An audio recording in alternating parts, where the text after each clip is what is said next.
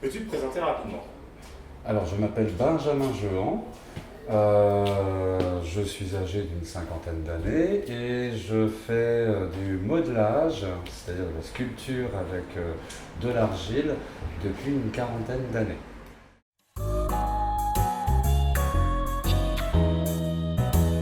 Mon parcours est émaillé de beaucoup de pratiques pour des particuliers, c'est-à-dire de la sculpture sur commande, dans l'atelier où mon père exerçait et qu'il m'a laissé ensuite lorsque lui a décidé d'arrêter son activité.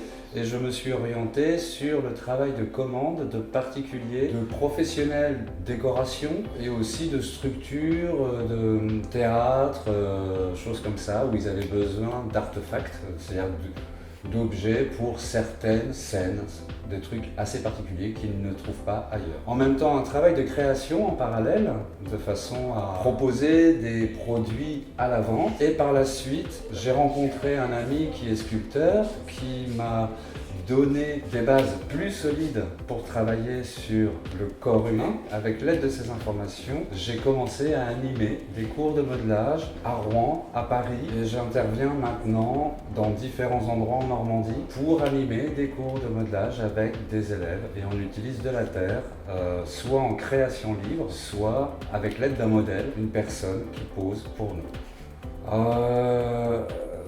Qualité pour le métier, tout dépend du métier. En métier de modeleur, ça va être de l'observation, ça va être de la pertinence, de l'opiniâtreté, parce que la terre va pouvoir réagir à tout ce que tu vas lui donner, mais en même temps, il va falloir suivre aussi son évolution pour pouvoir continuer à travailler. Donc une certaine patience, entre guillemets, de l'opiniâtreté, parce que c'est un travail qui est long, la sculpture. Et puis ensuite, tu n'es pas simplement sculpteur, tu dois être aussi communicant, comptable, commercial. La technicité ne suffit pas, l'artistique ne suffit pas. Il faut aussi à côté un savoir-faire pour la vente, la diffusion, voilà, le faire connaître.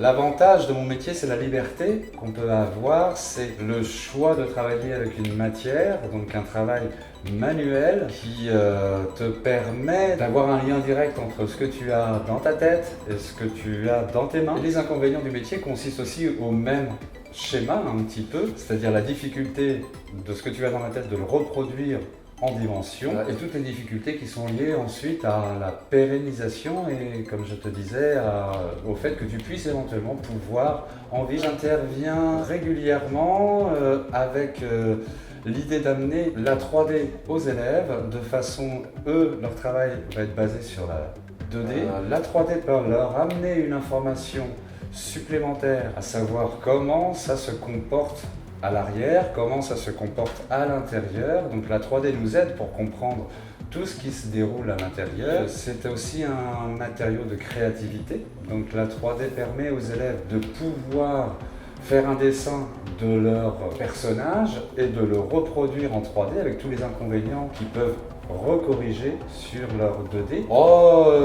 Se lancer dans le modelage, dans ce que je fais, de la persévérance, de la chance, avec des rencontres. De toute façon, c'est l'amour de la matière qui va amener la personne à continuer ou à abandonner ce matériau. Commencer, essayer, oser, ce sont les conseils que je donne généralement à mes élèves parce qu'ils n'osent pas se lancer, parce qu'ils ne pensent pas qu'ils puissent arriver à faire quelque chose avec un pain de terre, qui est quelque chose de massif et de carré. Et en fin de compte, de ce pain de terre, ils sont contents à la fin d'avoir obtenu quelque chose, une sculpture, ils ne pensaient pas y arriver. Et donc mon conseil, c'est il faut oser.